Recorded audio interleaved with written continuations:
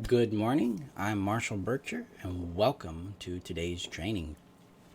Today, we're going to be focusing on taking the mystery out of creating happy relationships.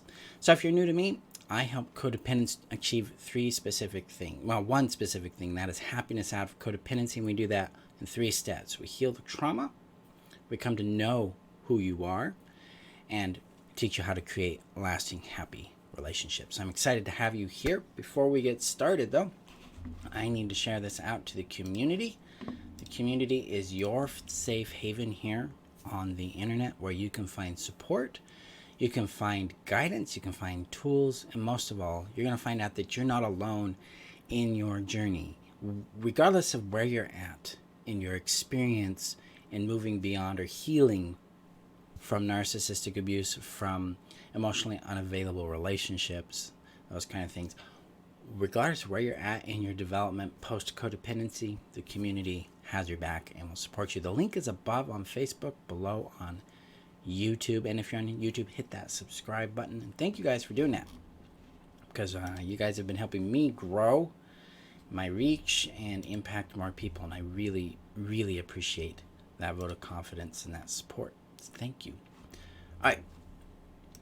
Boom. Let's see what's up today. So nice to see you all. So creating happy relationships, taking the mystery out of it. So the next several weeks, we're going to be talking about the anatomy of healthy relationships, how we discover compatibility, what we do to make that happen, how we handle like conflict, communication, attachment, trust, things like that, so that you can feel more empowered in your adventure in creating happy relationships post codependency, as well as getting more in tune with who you are. Because that's kind of the secret here with relationships, is they are a product. They are the byproduct of knowing ourselves and the other person knowing themselves, and you guys kind of mix it together, and boom, you get what's called a relationship.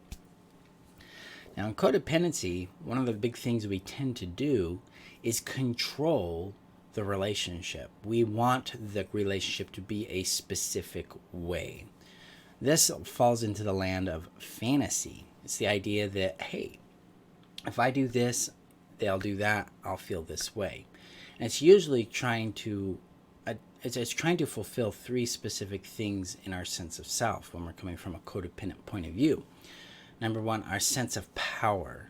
Are we safe? Are we able to get our needs and wants met? Are we able to influence the other person? That kind of thing. Because our sense of power then leads us to feel safe or unsafe in the relationship with the codependent dynamic. Okay? So first one is power. The second one is value. Am I valuable? Am I lovable? Am I wantable? See, we've put our sense of worth on the relationship. The relationship determines this for us. It's the judge, the arbiter. It's the de facto standard. So if I'm in a relationship that fails, then I'm a failure. If I'm in a relationship and I get rejected, then I'm worthless. This is the kind of thing that codependency does, and it's doing this because we have this thing called external orientation, meaning I seek myself through the eyes of another human being. Now, this is why we put that weight on the relationship, but it's also why we control it, so that we feel safe, right? So that we feel safe, so we can have value, which leads to the third thing, identity. Who am I? Well, in codependency, the relationship defines our identity to a large degree. It also gives us permission to be ourselves. This is called enmeshment. This is where we lose ourselves in the relationship. We shapeshift to the expectations of the other person. Whether or not they're toxic or healthy, the codependency will still do this, because we believe that that's what's necessary to keep the safety and power in the relationship, so that we can have value, so that we can be who we are and ultimately be loved. Because that's really what we're going for. I mean, codependency is just a survival strategy to get our needs met, and one of the primary needs is feeling loved, and the other one is feeling safe. And there's several others that fall into this, but those are the two dominant ones that tend to show up codependent dynamics. Ironically, they're the same thing people seek in relationships outside of codependency, but they need to be managed differently. Okay? So, in codependency, we're seeking power through control and through sometimes through manipulation and through people pleasing and through fawning and through becoming what we think they want us to be. 1. 2, we're seeking value through the relationship that by looking at the relationship as something that defines us, and that because I'm loved by someone, I am lovable, but if I'm not loved, I'm not lovable. That kind of paradigm right there. And then 3rd, I get to be who I am. I get to know who I am through the relationship, because the relationship completes me. So that's what's going on when we look at the codependent side of things. Now here's the trick. We're not going to play in that game anymore. If we're looking at creating happy relationships, and happy is something you define. Okay? Happy is one of these cool words we all think we know what it means, but we don't. My version of happiness is not yours, right? And vice versa. That's okay. That difference allows us, well, to be unique, to be individuals, and to be experienced. This is what makes life interesting. So the difference there is valuable, but it's also important to acknowledge what happiness is for you. Now, a lot of times, this concept of happiness is mired a bit in idealism and fantasy and a little bit in naivety, especially when we're coming from codependency, because we don't have a real experience with a happy relationship. What we have is an experience with a euphoric, devastating relationship. So we're used to intensity, we're used to chaos, we're not used to stability, we're not used to subtleness, we're not used to the light delicateness of a healthy relationship. We're not used to being seen and valued for who we are. We're used to defining who we are and chasing that value through the relationship. So this is a big shift. It's a big swing. And so one of the big challenges I experienced in my journey into healthy relationship and out of codependency was the sheer overwhelm of it all. It was so much to deal with. Like, I've got to learn how to deal with conflict better and how to communicate better and manage attachment and build trust and feel safe in the intimacy and understand what that is for me, and how do I get my needs met, and what even are my needs, and how I don't even know how they get met for me. If I don't know what they are, how would I even know how to get them met? I didn't even know what it meant to be safe in a relationship. I thought it meant power. I thought it, again, meant control. These are things that were overwhelming, and I was frozen in it. I mean, I've been moving out of codependency, becoming more self-advocate, more engaged, and in contact with who I am, becoming more of my whole self. But that's just half the journey, because that's where our independent component comes in. We are working out our independence. We're becoming more anchored in who we are, more empowered in our power, more capable in what we can do to take care of ourselves and to be self-actualized and individualized to ourselves. The next half is, how do I build interdependence? How do I build safe connection where I can reliably lean on and depend on another human being and allow them to do that with me in a way that protects us, the way that nurtures us rather than violates or harms us? This is the challenge, and this is what inspired the relationship strategy and my what, how, who method to relationship. Because it's this that takes us out of the mystery. It takes all the confusion away, because we know what we want, we know how we want it. Then the goal is to identify who aligns with that by their nature. It's this arrangement of what, who, and how that creates compatibility. It's what creates fulfillment and happiness and satisfaction. It's what results in relationships where conflicts aren't this yelling, screaming match, but they're just, hey, this hurt. Can we talk about it? Oh, yeah, let's talk about it. Let's understand what's going on there, and let's meet the need that's there. It's all about safety and about safe, bonded connection where you get to be yourself, you get to grow yourself without losing yourself in them. There's also, in this kind of relationship, there's automatic checks against becoming absorbed, because the other person's going to start to feel it. They're going to be like, hey, you're kind of getting a little too close here. Who are you in this relationship? And then you come back and check in with yourself. You're like, oh, well, this is me. Then you can get back engaged in the honesty of the relationship. So Robin says, I'm having a hard time separating my love language of affirmation and fawning. I second guess what or how much to say. Does this get easier to learn with time? Yeah, well, fawning is a fear. Fawning is I want them to love me and like me. Sharing verbal affirmation is, hey, I really adore you. I think the world of you. There's a very different energy in the body between them, and there's a different intent between them. It's a sense into that, because fawning is like, I'm going to lose them. I need to behave. I need to be what they think or what I think they want me to be.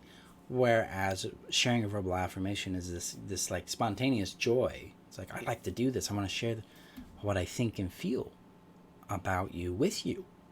So there's a very different point of not inception, but it could be that, a little inspiration there that puts that out there. So I'd lean into that. This is also something that's interesting with the relationship strategy. Robin, you've identified a what. The what is sharing your verbal affection.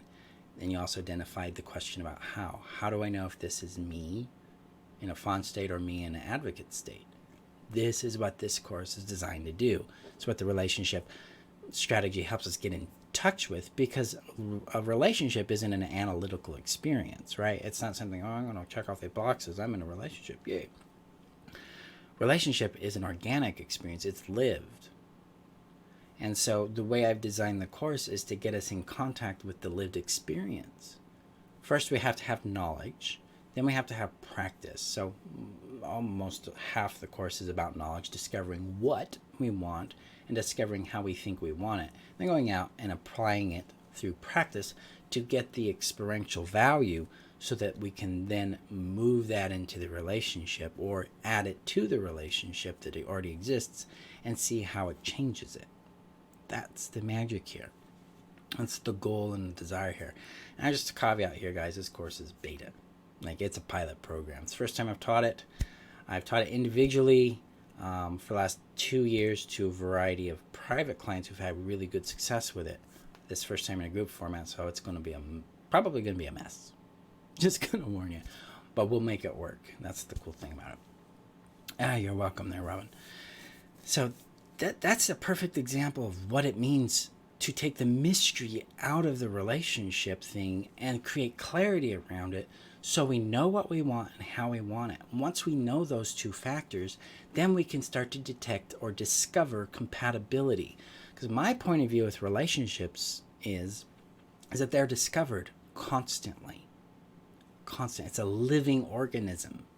So it's changing. I change, the relationship changes. My girlfriend changes, relationship changes. We need to be in tune with that by respecting the living nature of a relationship. And the easiest way I have found to do that is to come in with the premise of discovery. So we're always discovering compatibility. That means we're discovering how this person aligns and does not align with what we want and how we want it. They're discovering the same thing too. And if we're coming in with this, then we can find out where we really fit well and where we don't. And where we don't fit well, we can look at either building a bridge, cooperation, or we can conclude that it doesn't function well and we're not going to play in that space together. That doesn't mean the end of the relationship. It does mean that the relationship will have a different shape after that. This is the point.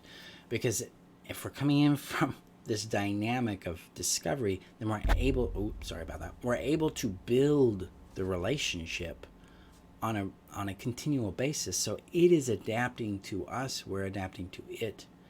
And this helps us create and maintain stability, safety, reliability, trust, and ultimately honesty in the relationship. Because when you maintain that honesty, sometimes the relationship reaches its end. It's over. It's not going to go any farther because we've realized or discovered that this does not fulfill us anymore. And we've done the work. We've worked through the things that were in the way, and it's the result is unfulfillment or dissatisfaction on a large scale, then it's okay to end it. We have to leave that on the table. We have to leave open the possibility that maybe this has an end. That allows us to be honest.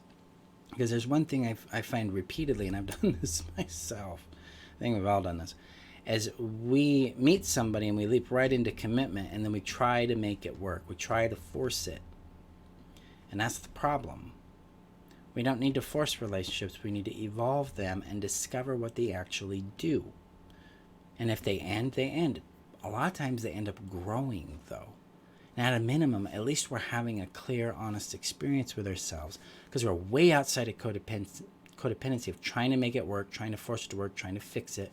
We're over here in the land of evolution, of growing it, of discovering it, so that we can understand what we want and what we need, what they want, what they need, how that works together and how it doesn't, so that we can make honest choices for ourselves. That's the goal here with the relationship strategy, is to create honest relationships. Because from honest relationships comes joy, comes that playfulness, comes that fulfillment, comes compatibility. And compatibility, I'm not putting in the... A lot of times people hear that word and they're like, oh God, that's boring. Not really. The right compatibility is fulfilling, it's satisfying, it's engaging. It brings peace to your mind, to your body. It's safe, it's secure, it's reliable. And that's what relationships, from my point of view, ought to be. So, this is how we take that mystery out of it. We've discovered what we want and how we want it. And then we find out how people align with it and how they don't. And then we build relationships with people who are in alignment. Now, that alignment includes chemistry. It includes interest. It includes passion. It includes the joy that comes in with relationship. It also alters how we look at that power, value, and identity component that we were seeking through codependency, because those still exist in relationship, but they're handled differently. So the power component in this relationship model is about cooperation and understanding, not control over. So there's a book called The Verbal Abuse or something, Patricia Evans' book. It's like The Verbally Abusive Relationship is what I believe it's called. But in that book, she defines power in two ways. She has what's called reality one, which is power over. That's controlling and dominating others. And reality two, which is personal power, which is coming from within. Well, this is the switch. We are coming from personal power in the what, how, who model, because that helps us understand what we need, how we want it, and whether or not we're aligned with someone. Then we can build consent and trust with that person. And then there's this organic willingness to meet each other's needs because we care about how each other feels. We care about the well-being of the other person, and they care about us. I mean, it's an exchange. It's reciprocal that way.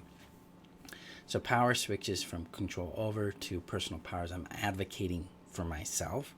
So we're contained within ourselves. We're anchored in ourselves and our wholeness and our identity. Number two, with value, value is brought to the relationship, but it is not formed in the relationship. Meaning, I have my innate value.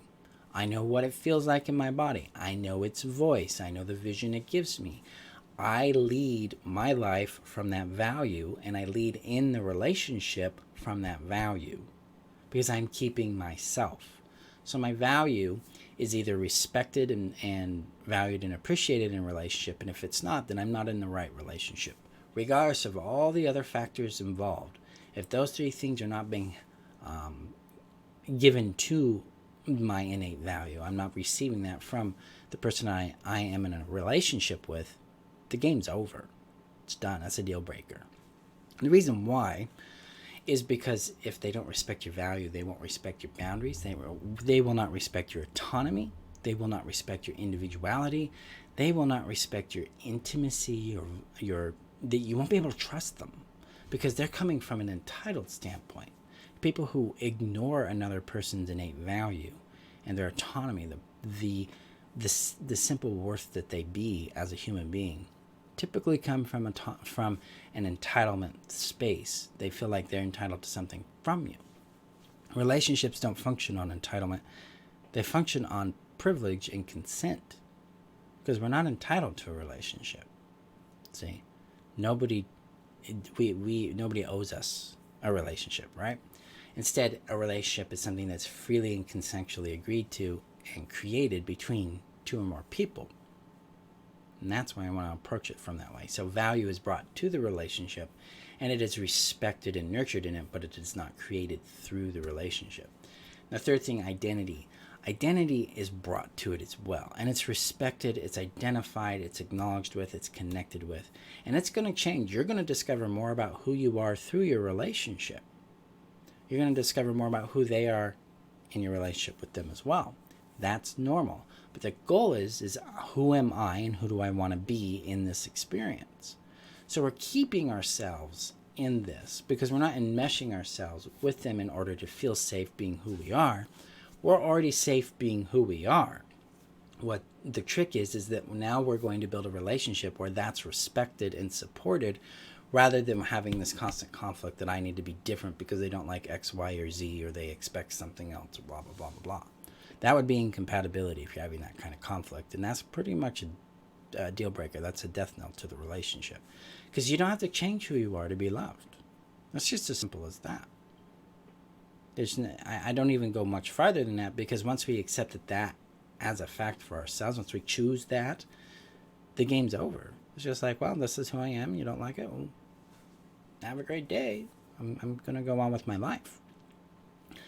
This is how we're taking the mystery out of creating happy relationships that are both fun and sustainable, nurturing, playful, light. They don't have the chaos.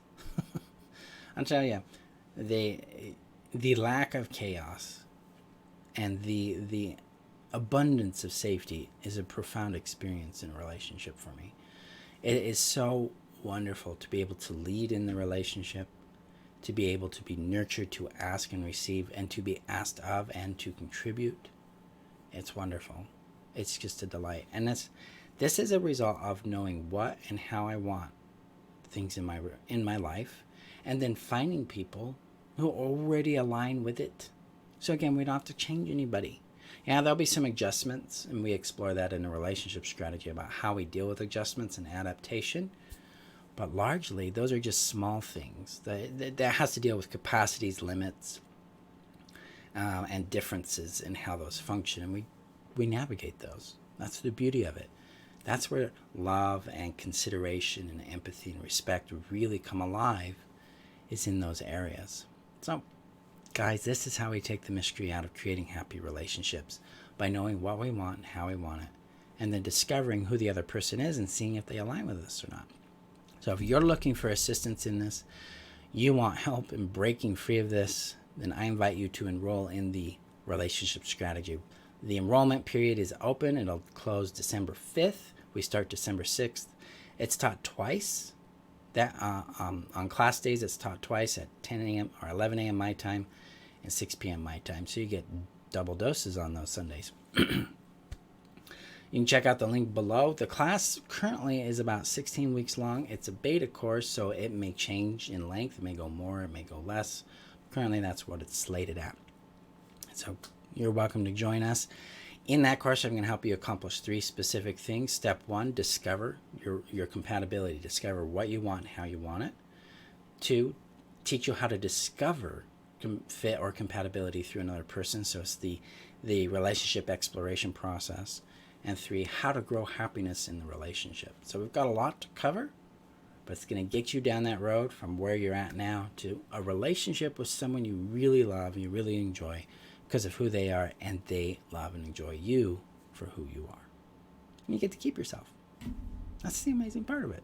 I think for me, that's the best benefit. I don't have any fear of being myself, and that's an amazing, amazing thing. So the link is above on Facebook, below on YouTube. Click on that. Also, if you have questions about this, you're not sure about it, you want some more information, I offer what's called Community Answers once a week on Tuesdays at 5 p.m. Mountain Time. You can log into the Zoom room, and you can talk with me personally. We can get you answers, get you, support on something you're experiencing. You can get access to that by going to answers.freetheself.com. The link to that's also above on Facebook, below on YouTube. And that's available every Tuesday at 5 p.m. my time, which is Boise, Idaho Mountain Time. So There you go. Guys, I appreciate you. Remember that you're worth knowing, loving, and keeping. And know that you can create happy relationships in your life based on who you are, how you want things, and what you want. That's the magic of it. Keep yourself safe out there, and I will see you guys in our next video.